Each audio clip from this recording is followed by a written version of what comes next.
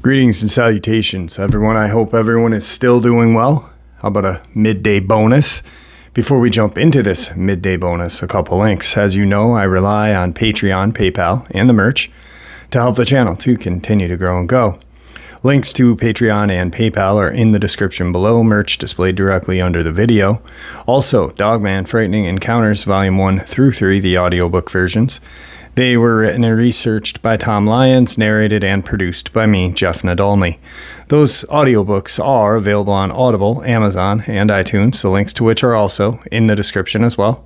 And finally, last but definitely not least, if you'd really like to help support this channel to continue to grow and go, simply subscribe. It doesn't cost you a cent. Click that like button. Takes half a second.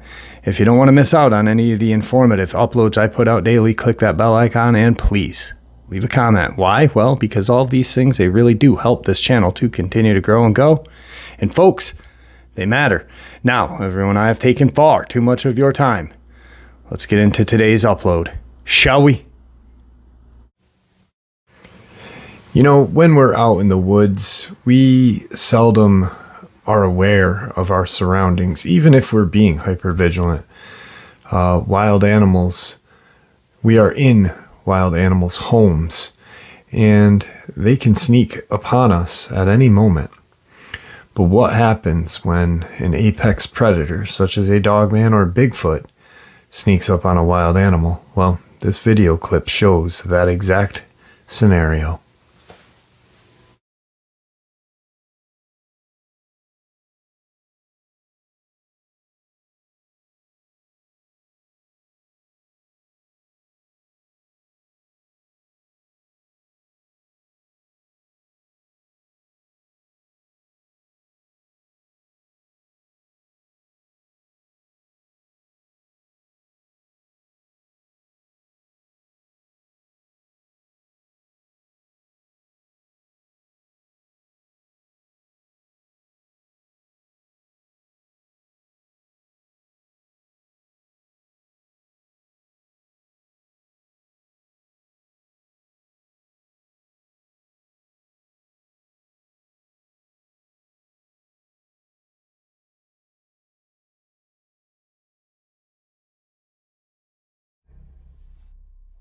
Today's first subscriber submission. Like I said, I had nightmares thanks to trying everything if possible, so it took me a little longer than I would have liked because I needed to take the time to ease the nightmares. Don't be afraid to shoot me back an email if you've got any thoughts or questions about these experiences. Also, do express yourself if you're upset about anything to us fans, because you are somebody we can reach out to about the trauma regarding these creatures and be taken seriously. It left a deep enough mental with my first encounter to change my personality. Let's start with the basics. Hey Jeff, my name is MN. If you've noticed, I'm an avid, somewhat intelligent about understanding these creatures due to my encounters and research. Though misinformation of dogmen, skinwalkers, and werewolves, I believe such things happen due to misinformation in the research communities due to speculation. I can tell you these experiences happen in a Winnebago. I could give you coordinates, but I'd prefer not to. I can drag my other friends into telling their sides of these experiences with me, though they'd prefer not to. Let's talk a little bit about myself. After I moved to this town, I immediately took to hanging out, exploring, and playing out in the woods by my house. I noticed immediately that it gets quiet sometimes, but I liked it, because my life wasn't really quiet or peaceful. Typically, most people that I bring there usually get nervous, but they usually take the spot like it's home. My best friend has been my friend since second grade, and I am now 22. I have a twin brother. You can refer to him as Joe. Keep in mind, I played football, ran cross country, wrestled. My parents made me choose between football and wrestling. Of course, I chose wrestling. I went to college briefly, only to drop out due to depression. Then I got a job at the local Walmart pushing carts. People thought I was like SpongeBob or something, the way I worked hard and enjoyed it. even on a minus 40-degree day. I hit rock bottom after I dated a girl in 2019 and quit my job because I couldn't work. I wasn't in good headspace. She was one of those gold-digging, keep-your-heart-on-a-string type girls, and I rushed back to her head first, every time, because I have a stubborn, bleeding heart. I set the bar too high for her. She might not find happiness, and always live with a void. I never swore or yelled at her. I was patient with her. I was willing to do most anything for her. One such story involves the fact that I am prone to motion sickness. I had a seizure trying to push myself into going on a roller coaster. It was the stress on my body that probably caused it. I thought she didn't see it happen so I could play it off, so she enjoyed herself that day. She saw right through that, and we decided just to go to the mall instead. I think she didn't understand the gesture. She even told me to stop research past a certain point because she had 2 encounters with me. She was afraid for my well-being. So I say progress requires sacrifice. My research led me to believe that this Dogman would use drive hunts and even force them into cars to save energy, which I do have a story about. Also, that there are other cryptids in play. Keep in mind, this is technically a werewolf I'm dealing with. Window experience. It was mid-fall of 2006 or 7. It was a school night, and it was late. I can say for sure that I remember I was reading a magic treehouse book, Winter Wizard or something, ahead of a coming book report project. I reread the book multiple times to soak in as many details as possible. I could remember my hands being dry and cracked from the weather. After a good chunk of the book, I put the bookmark in and tucked the book underneath my bed. I tried going to sleep. I rolled and rolled, but something felt off, like something was staring, and that my hair was standing on my arms as well. So I turned toward the window and saw something that was nearly a foot taller than my dad by comparison to the window. My dad's 6'3" in shoes. This wolf thing, looking at me, was built. The eyes were a darkish yellow, and its teeth were slightly yellow. It had dark fur, less fur on the chest as you moved down on him. It really didn't have fur past certain, meaning it was bare. Also, the outer fur of its face was matted differently than the inner because it was more pressed down inwards. When I say it was built, he had shoulders, forearms, chest. He slightly flashed his teeth. It moved its hand in a certain way. I couldn't escape its gaze or stop looking at its teeth for about 2 minutes. I didn't understand what this thing meant with the hand movement. I just knew it wanted me to go outside. I was paralyzed, shaking with fear. I slowly pulled the covers over my head, crying silently. My mind raced. Should I run or should I just stay put? Within 2 minutes, I built the courage after what felt like forever and ran to my parents' room screaming and crying bloody murder. I didn't dare look back at the window. By the time my mom and dad and myself checked out the window, it was gone. After that, nightmares of being chased by wolves and being ripped apart alive with actual pain in the dream. I realized later that it was the hand gesture meant come here. I can't help by wondering about 2 things. What would have happened if I went outside? And 2, why bother the way he did when he could have easily punched his way through the window and killed everyone with ease, only to try to get me the way he did. 2015, summer of. I was a coming sophomore, so was my brother and my friend. We were out with 2 guys who were incoming freshmen. It was midsummer. It was midday and hot as crap. Everyone was sweating profusely. The bugs weren't biting us where we were at, but my friend, twin, and I always knew about this place that looked like a pond but never went down till that day. We were out fishing at the creek that is close to it. There's actually a trail off the other side of the creek that leads you there. We were goofing around by fishing for creek chub, which is a type of minnow with worms. We ran out of bait and said, yeah, let's go check out this pond. My pole setup wasn't set up for quick changes because I didn't have a swivel, meaning I had to tie everything on again. My friends went ahead except for my friend who waited for a minute and gave me a swivel. He said the mosquitoes are getting bad here. I know you'll catch up, and he went on ahead catching up with the other friends. By the time I got my swivel, lure, and tackle box all prepped up, it had been about 4 minutes since my friend left. I started on the trail, toting my tackle pole and bag. I noticed something big and black on all fours. It was walking on and sniffing my friend's tracks. Its height was the odd thing at the shoulders. It was almost at breast height to me. It didn't notice me, and my dumbass decided to rush it and yell, hey. It looked back oddly and kind of smiled and made a quiet noise. It rushed ahead of me, though. I'm a year-round mid-built athlete. He dusted me worse than anything could have. I was hopping over everything in my way. I managed to turn on the trail and book it to the clearing right in front of the pond. I stopped to catch my breath. I dropped my gear and put my hands over my head. My friend was waiting there. He asked me if I had gotten lost or had to take a dump.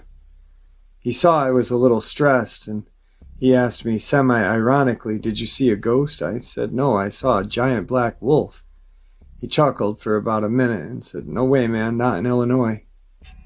But the bass are biting here, buddy. I said, I'll catch up in a minute and try and figure out how he outmaneuvered me. So I backtracked. I noticed my tracks went further than his past a certain point. So my assumption was, instead of going toward the clearing, he went to the right through the brush just before the clearing. I looked into it. There are reports of wolves in the state line. I made a report to the DNR website and included an odd size of the wolf. Within 10 minutes the phone rang because I had left my number if they had any questions. I had a strong feeling I shouldn't pick it up, so I didn't. Then I forgot about it until spring. By then, when the shenanigans of the hide-and-go-seek I mentioned online before as a question. Spring of 2016, 11 a.m. It was a tragic year. I lost a lot of people, a coach, my grandfather, and my sister in that order. My sister died in May. All of them suddenly, yet spaced apart. I once again found solace in the quietness of the woods, not because I wanted things to be quiet, but because I wanted to be alone, because that's how I felt. Though I didn't mind my brother along with me sometimes, though he talked too much.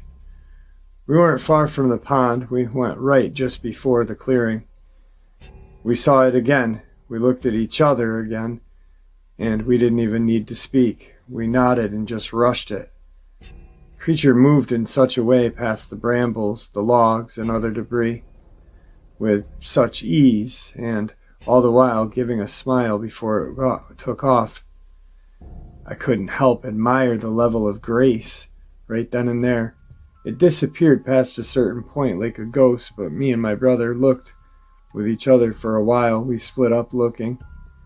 I saw it alone again after looking for 25 minutes. I rushed it again. It still had that smile and grace. By then my legs were bleeding from the brambles. It ghosted me again. Within a couple of minutes of that, I saw my twin again. Shortly after, we looked together for less than 5 minutes. Then saw it one last time and rushed it one last time. It felt like we would never catch it. We decided just to go home because we were both pretty scraped up, bitten up on the top of that. Another friend's story. It was 2017 winter. My friend lives on a long stretch of road. Not too far from his house, he would make a couple of bucks cleaning and taking care of horses.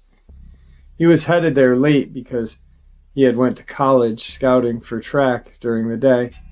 He was driving his truck and, not too far from the guy's house, he saw Black Wolfman as he described on 2 legs. My friend turned the lights up, and then it changed to 4-point stance and ran off into the brush. He talked to the guy about it for a while and talked about some other stuff.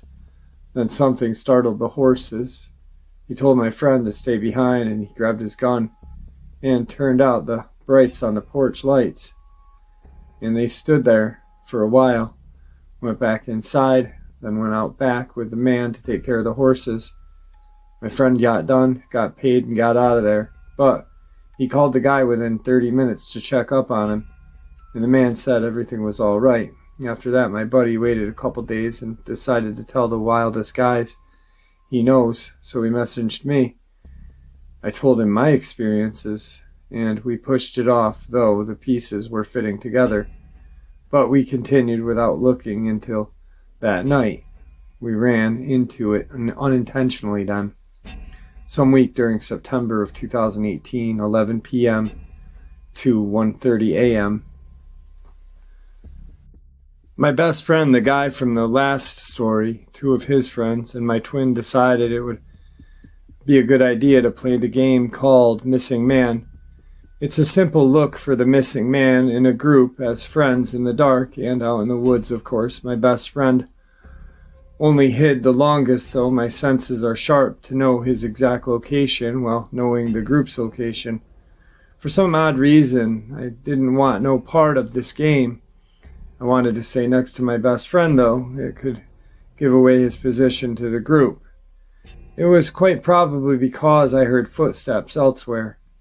We were just outside of the woods, my best friend and I nodded, and we decided we should scare them and draw them back at the same time because our humor is a little twisted since we were childhood friends. He was up in a tree watching me barefoot. He said, "Go and scare 'em." "Scare 'em bad." I nodded and said, "Okay." So I started screaming hysterically, "Get it off! Get it off!" You would have thought somebody lit me on fire. I got a kick out of it. He got a kick out of it.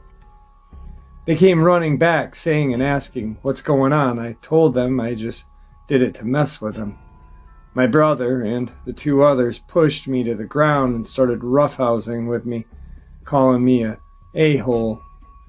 We started talking about what we were going to do for the next 5 minutes. That's when something interesting happened. They screamed loud enough you could feel it in your chest, and your ears hurt just a little. It sounded like a guttural high pitch, just to imagine the sound of a old horror movie woman screaming mixed with a pig that lasted for about 30 seconds. We legged it to my house. My best friend, he's a skeptic, but won't talk about what happened after that night because we all dove into the topic after the horse farm, though. I was neck deep compared to them. They explained something was following them from the distance while they were looking for my best friend. We decided that that's messed, so let's do something else. So, went Blood's Point, the most haunted road in Illinois. It didn't go any smoother at Blood Point, so decided McDonald's they wanted to hear my theories on it. I didn't state anything than what I already definitely knew, such as there are different types and that they jump real far.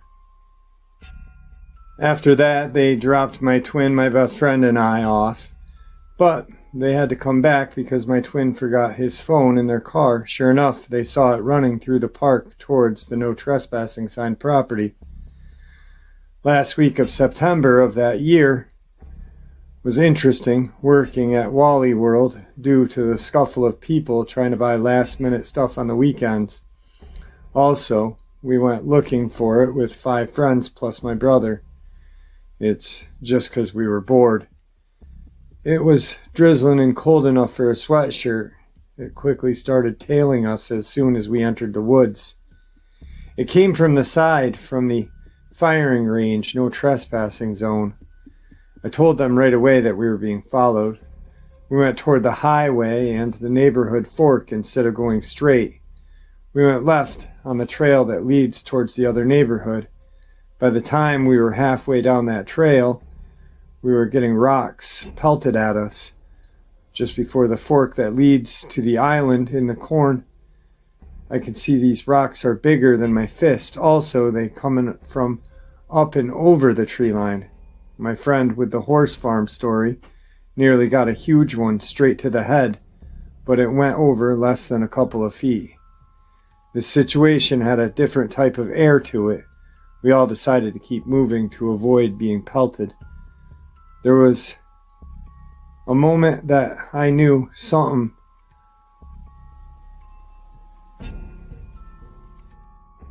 was around us before my friends did.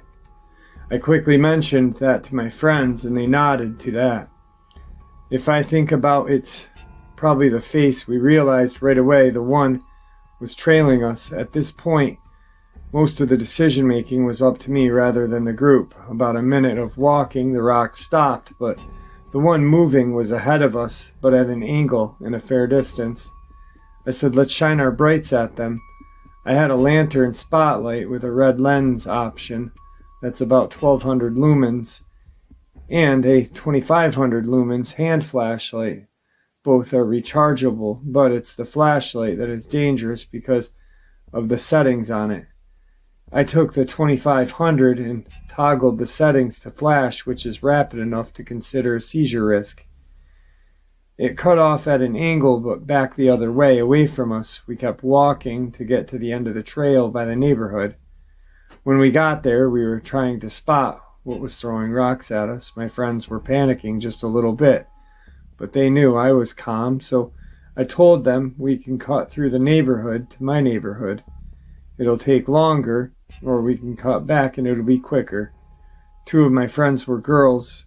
One of them really had to pee, so I said, me and my twin can stay back while you guys go to the Walmart there.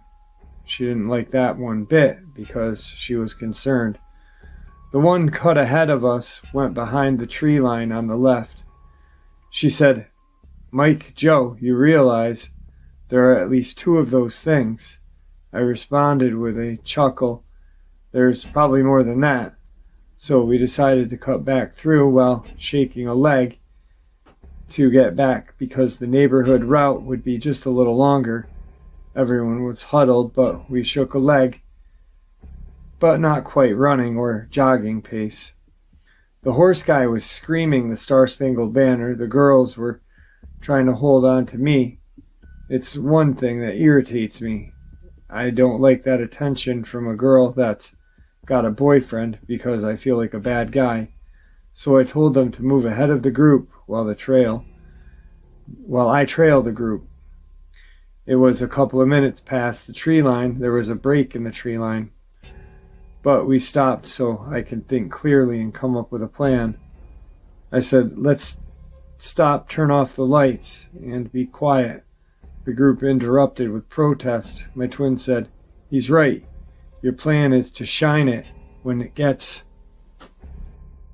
close to us to scare it off and even get a better look at it. Correct. If flash its eyes off guard, we can book it. We waited. They almost started panic again. I told them, shut up and huddle up. I grabbed the 2500 hand flashlight. We waited and listened. It was creeping up at us. I waited until it was about 50 yards away, and I flashed it. We saw it briefly. I noted the eye shine was yellow. The ears were pointed. It was on two legs, but it reacted quickly. It literally just yeeted its whole body sideways from the far side of the trail past the other side of cover, away from the light. I said, all right, let's go quick. So we picked up the pace to a jog, and I toggled the flashlight setting and kept it pointed behind and to the side of us and moved to the back of the group. We got out and decided to keep the pace to my house. We let the girl use the bathroom and went to Walmart because we were bored. I told everyone I'll scout for tracks early the next morning because they wondered this situation was different than the other encounters and our basic understanding of these creatures. For three of us, late as I ate some food, had coffee, and was out the door by 6:30. I followed our path from last night and noticed the classic Dogman tracks. What's worth noting is the stride length between each is a dead giveaway. I went behind the tree line and started looking. I was a little shook by the tracks, 3 different sizes, a big one a little bit smaller, and one was the size of a child's. They were Bigfoot tracks. So I sat down and crossed my legs and mulled it over. They weren't aiming for the Dogman with the rocks because they were barely missing us. The Dogman cut across to the tree line to where the Bigfoot was at with the tracks, but was good enough distance away, the tracks, to imply it was ahead of them. Obviously, they didn't fight each other. We would have heard that, saw it, and wouldn't forget it. So I deduced the Dogman was trying to keep pace with us from them, which is odd, not a character for a Dogman. So I plucked some hair from my beard and decided to scuff my prints and leave. I told my friends and twin later, and they knew enough to think this was odd too. Research at the Forest Preserve, I found Dogman prints along the creek, and the smaller Bigfoot prints ahead of the Dogman's.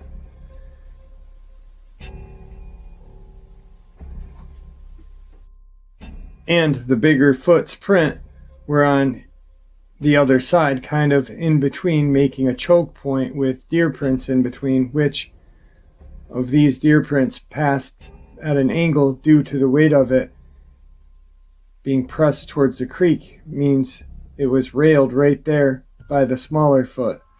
There was some crushed grass, no blood, so I guess they took a meal to go. I guess they do co-op drive hunts, which is the most unusual behavior.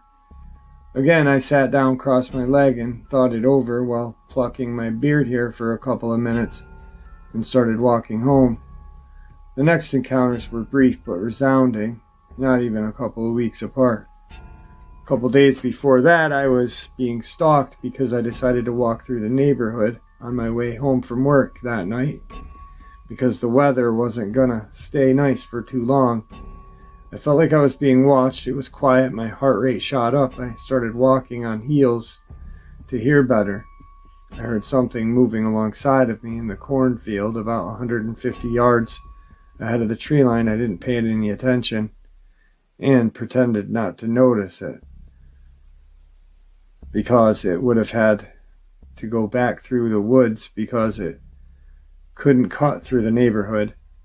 It was 20-minute stroll that night home. I got home, ate some lasagna, and drank a lot of water. I realized I left my caddy and propane key in my pocket. I begged my mom to take me right back because there were only 2 sets and I had one of them. My boss was still there. She looked at me funny and asked, "You forgot something, Mike." "The keys, boss." "Oh, okay," she said, and continued through the paperwork. I put them away and went back outside, took a long glance at my lot. Then I hopped in the car and went back home. As soon as I got home, my dog had to go outside again, but something felt off, so I stood right next to her outside. She didn't go too far away from the deck, which was odd. I looked towards where I felt it should be, only to smile at me and have its hand wrapped around part of an old tree that was intertwined in the tree line. I realized this one was different because it wasn't the one I saw as a kid, because it wasn't as tall as the one in the woods when I was in grade school and high school. As soon as she got done, I prompted my dog immediately go back inside by lightly tugging and telling her quietly to go in. She was at the door before I was. My little cousin was over. We were messing around, playing video games, vaping, and telling stories about hijinks and shenanigans. He found my Linda Godfrey books in my folder. While we were waiting for my best friend to show, he started making fun of me. It stung on a personal level, and I said, "Yeah, I bet you it's $10 real, you shithead." He kind of drooped his head. He knew better to bet on me because it's free money for me, because I made a couple $100 in high school betting and hustling, Mountain Dew Baja Blast in cans over 4 years. We went outside and moved to the side of the house because I had a pretty good guess where it was. We went outside of the garage and went to the side of the house. I closed my eyes quickly and said, "Yup, it's here." I pointed to the fence. He saw it. It was ducking in and out of cover, though his shoulder was exposed and its hand was wrapped on the fence. That one smiled at us as well. It was the same one from the day or two before. My little cousin started yelling and cursing at me. "I thought you were messing with me." All the while, he had my collar of my shirt shaking me. Then he started punching me in my gut in panic. I stood there laughing at him, and it was because I proved him dead wrong, and now he's afraid of its presence. Sure enough, we got interrupted right on time, a horn being held in the distance, then the skirt of a car turning. When we heard him honk the horn very rapidly, he turned and watched him shoot a corner and nearly run us over. Because of our twisted humor we share, there's my best friend. He was ready to get drunk with me and my twin that night. This encounter was a rainy winter night. We decided to go ice skating with my horse friend, his girlfriend, my twin, my little cousin, my best friend, and another guy because it sounded like fun. I friggin' ate it within the first 10 minutes. I almost landed on my head, but turned my shoulder the last second to avoid hitting my head. The pain set in immediately. It was sharp and burning. I pushed through it. Just have fun with him. My little cousin ate it too. I said, "Ha ha, shithead." I said to him, though I did regret saying that because I could see he was in a decent amount of pain, and it was a pretty bad sprain. It was bad enough. Wear pants the next day for work. Back to the story. We then went to B-Dubs. I had 2 beers. They eased my shoulder pain because the alcohol was blood thinning my blood. We went to drop off the guy first. He lived just a stone's throw away from the pond. We ended up discussing my favorite topic because my horse friend was interested to see if I had done any more research and if I learned anything since the last time we discussed it. To which I gave him a simple yeah. There was an odd amount of deer kills and a small game kill from cars on the highway. And within this general area, I suppose they got dragged or carried to the brush when nobody was there, then ripped to shreds. I tell him I found a whole hip intact, severed from a deer, about 6 feet from what was left of the body a couple years back. Sure as I was speaking about it to draw, the friggin' deer is to the side of the road, looking behind it first, then at us, then back. He acts like he's gonna go, but he didn't. So we slowed down to see who would move first. He just stood there, so we gunned it. Sure enough, he looked back behind him, and then he gunned it. My friend swerved hard enough for the tires to squeal. We all screamed. Me and my little cousin looked back to see it on all fours on the right, only for a couple of seconds, just to get out of view thanks to the fact that we were still moving. At that point, a grim thought crossed my mind. Am I stuck dealing with these things regardless of where I go? And how long will I have to deal with these things for? I already vaguely knew the answer, but I didn't want to accept it. The next encounter only reinforced it. Spring 2019, I started dating a girl I met in high school. I was a senior then, but she was a freshman. But she was really the only person I really noticed. It was because she had a wild look in her eyes like mine. She didn't believe in the paranormal and such. She's my ex now, and it's going to stay that way. At the time, I convinced her to go to Blood Points to change her mind. I started praying when I got there, please don't let there be a Dogman over and over again. As we got there, our phones and some type of interference. Hers shut off entirely. Being a brand new phone was strange, while my screen was stuck. I noted the temp dropped significantly, and my side of the windshield was fogged. I was almost relieved until I felt something behind my eyes kind of helps point out where they are, only as long as I practice looking for them. We were looking on our side road. I had mine, she had hers. The smell of skunk and carrion became very heavy in the air. Sure enough, it was my side of the road. I saw the tail and the ears. It just moved from the brambles apart and darted in. Luckily, she missed it, but she saw the look before the Six Flags when I tried to play it off, having a seizure just for her. She started shaking me, and what did you see? I just laughed. Oh, it's nothing. Bullcrap, she said. I laughed more and told her, wait till we get out of here and I'll tell you. We pulled into a gas station in Cherry Valley.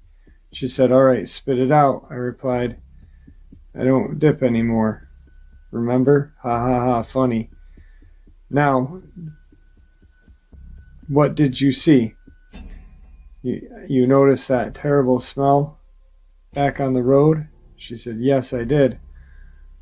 Well, I sharted really bad. No, you didn't. You saw something. Yes, I did see something. I saw a Dogman. I could make out the ears, tail, and bulky shoulder before it ran into the brush. She nodded and understood.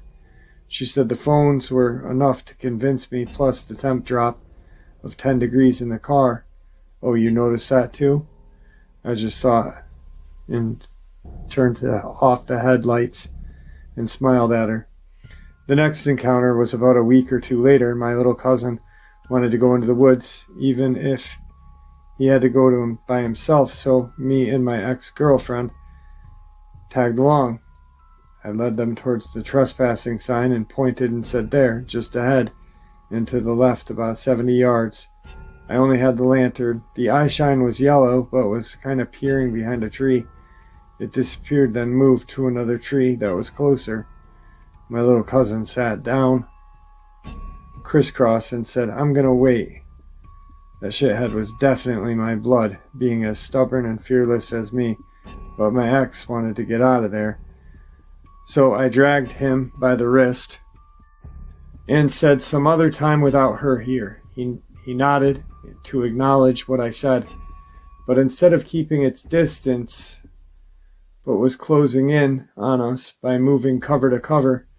It was scary enough for her to make me promise to her I wouldn't do my research anymore out of fear of my well-being. That summer she broke up with me, spit me out, repeated. I went the 9 rounds.